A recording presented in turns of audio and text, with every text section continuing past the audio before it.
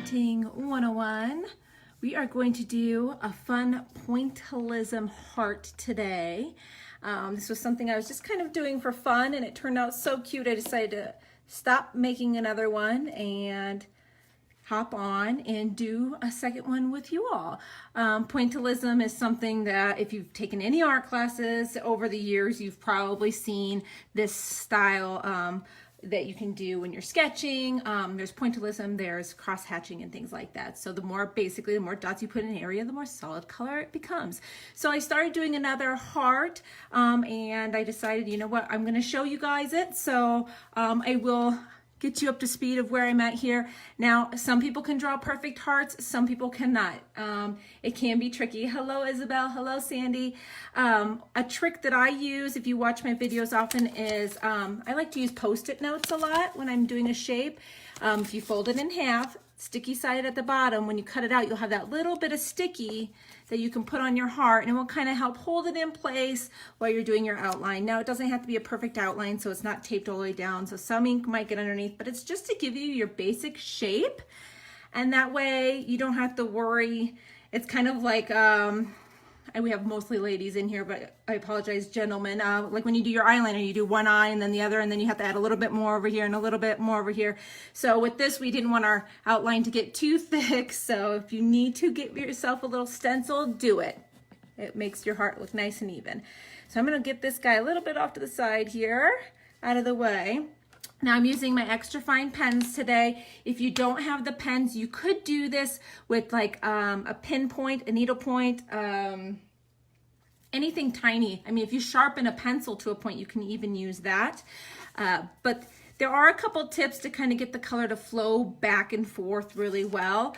But it will seem like I'm just kind of dotting like crazy. So I am gonna start with my pink on the pink side.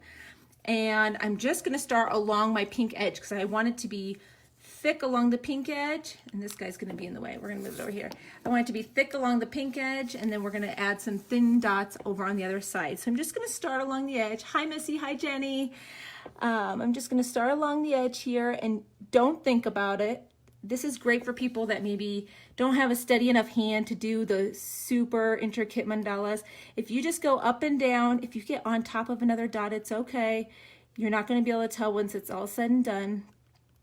Just go back and forth along the far edge of your heart, like so.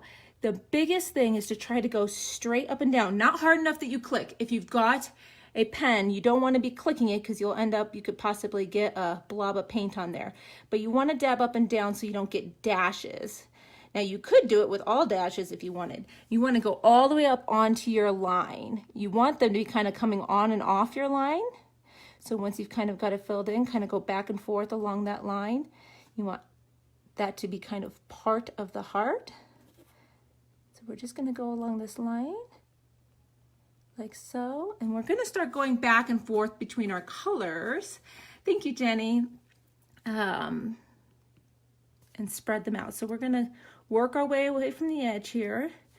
Like I said, just make sure you've got the going straight up and down so you get more of a dot and you don't end up with dashes. And we're just gonna loosely fill in this side, and then we're even going to come and put a few pink all the way over here onto our yellow side, like so. And just kind of keep going back. The more times you go into that edge, the slow it will thicken up.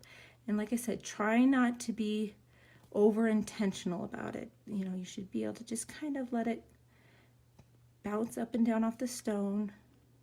Once you're getting closer to the end, you can kind of search out specific spots. You need the 1Ns. Jenny, you know what? I think I use the 1Ns the most. I did link to the supply page. I think on our supply page we have the big pack, but if you click through to Amazon, I think they come as in smaller packs as maybe 8 or 10 possibly. So I definitely use this size the most probably when it comes to doing a lot of the fun fine line designs. It's just easier than rinsing brushes and things like that. And I like to use them when I'm doing my lives because my pink is already dry, so I don't have to worry about ending up with orange dots. So I'm going to start along my yellow edge here. I'm just going to go back and forth along the edge. Like I said, you want to get all the way on that outline dot. because you want that to kind of pull into the design. You don't want that solid, super solid outline. I'm going to do a better job here on this one. The one to my left, this pink and blue one, was actually the first one I ever did. Hello, Pam. So I'm really loved how it turned out. And I've done pointillism projects before in school and things like that. But you really, as long as you stay inside your outline, you can't mess it up. And even if you go outside your outline, I'm sure you could find a way to kind of make it seem like it was on purpose. So if you're just doing, the biggest thing is try to make sure you're going straight up and down.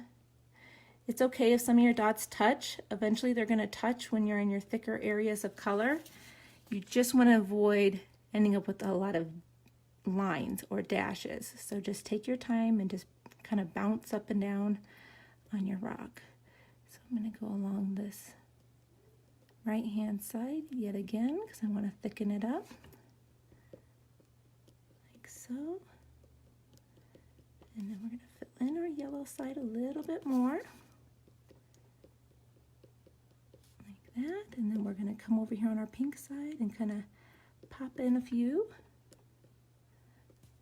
just to kind of add color to both sides.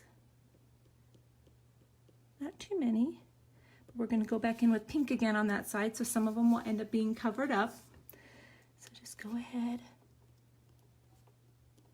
and do a good amount of yellow, and then we're going to go back with our pink again, and then probably yellow one more time, just to kind of look for areas that you want to add a little bit more color. And like I said, don't focus too much on where you're putting your dots at first.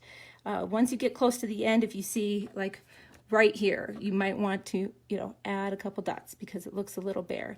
But other than that, when you're first getting going, just start putting them down. And then when you come back through on your second time, you can add in just a little bit into those open spots where you feel there needs to be a bit more color. You can do more focused dotting in those areas, like that. Then you also want to make sure that you've got that outside edge of your heart, like that.